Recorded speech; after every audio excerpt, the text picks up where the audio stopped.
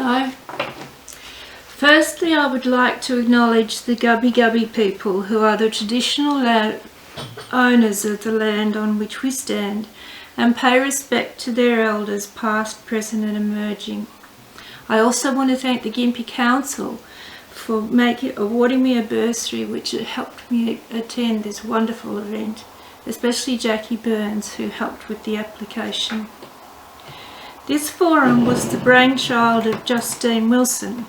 She is a seasoned art professional who holds a QUT Master of Business Administration and is the Arts and Cultural Coordinator at Western Downs Regional Council. Many other organisations and individuals quickly came on board as they realised the enormous opportunity it represented.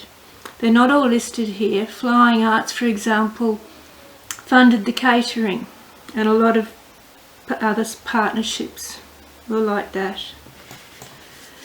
There were formal acknowledgements of the traditional lands of the Bunya Mountains, which they call Bunya Biar, at the beginning of each presentation. Bunya Biar is the heart of the Waka Waka Nation language group, with numerous clan groups within the nation. Custodial groups associated with Bunya Biar identify as Waka, Western Waka, known as the Givers by visiting groups, Barungan, Woolly, Tjunga, and Auburn Harkwood peoples.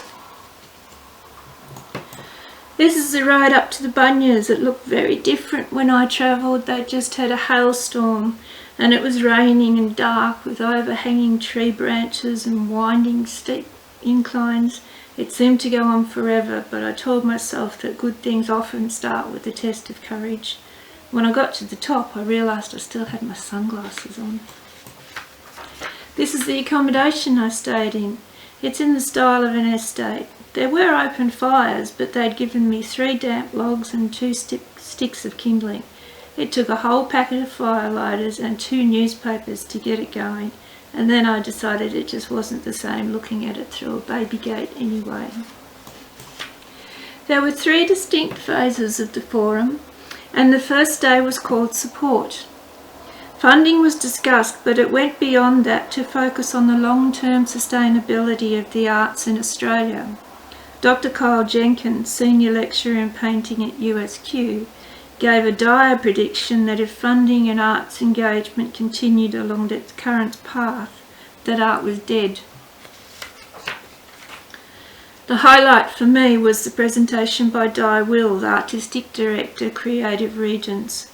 Her viewpoint was that we had to deliver culture that was edgy and interactive, and went on to talk about a production she curated that was based around the theme of cannibalism, and invited us in our groups to come up with something equally as disruptive. Friday's focus was on response. How has the arts responded to the changes caused by natural disasters and a pandemic?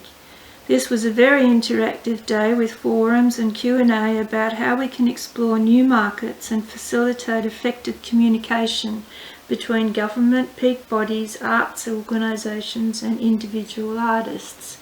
In other words, how can we bring it all together?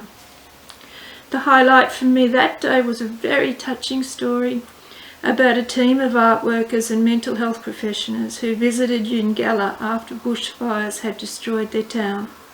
One group worked with primary students to make a felt mural about the event. None of the children wanted to put the fire in. It was still too traumatic. Until one little boy raised his hand and said, "Why don't we put the helicopters in that came to make us safe?" The children began to depict the fire after that. The day also focused on all the amazing online events and resources that were made available during the COVID crisis, when many artists suddenly became unemployed. The way the arts community swung from performance mode into recovery mode was inspiring and impressive. There was also a moving moment when Dr. Bianca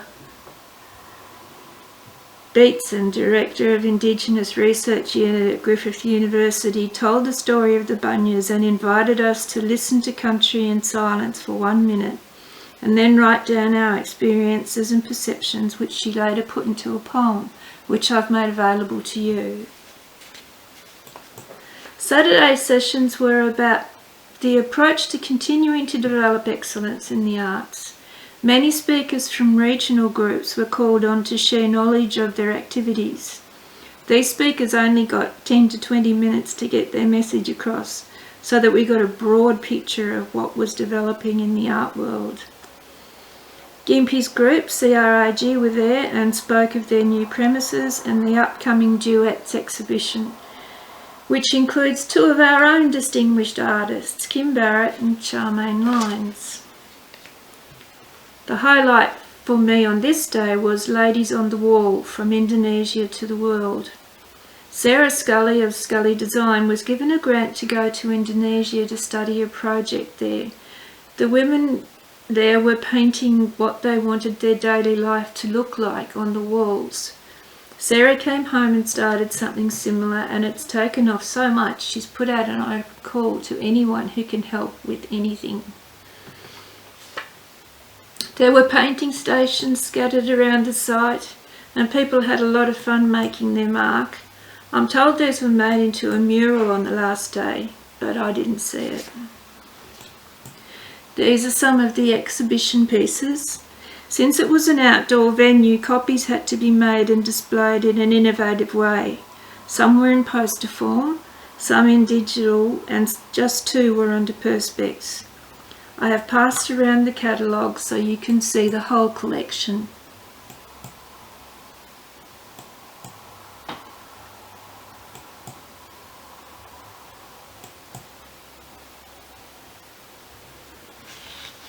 This is how the master classes were set up.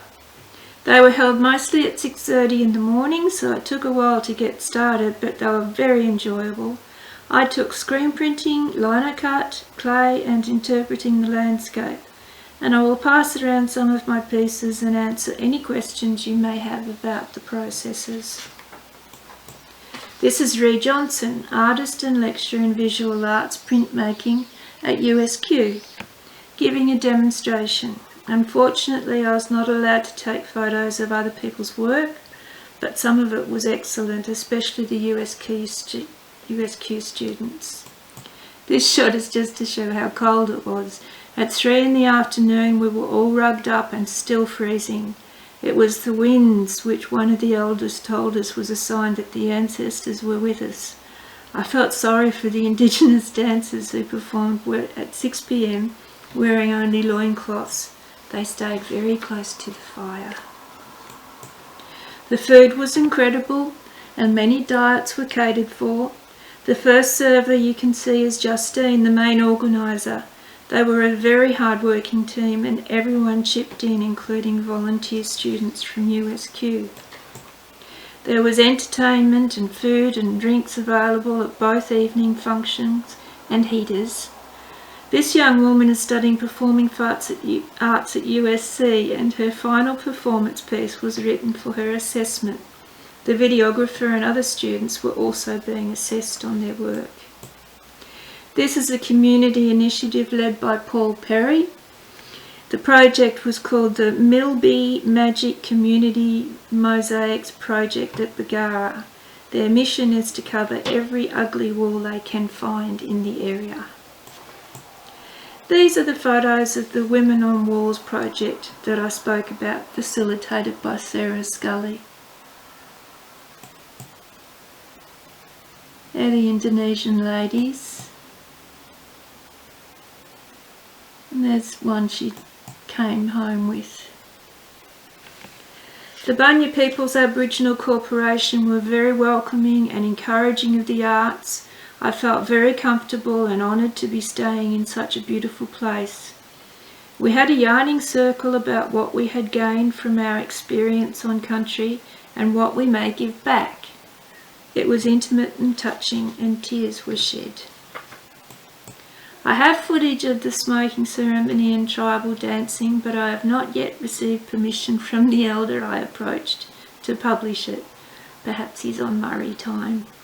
So I'll give you a fire and let you use your imagination.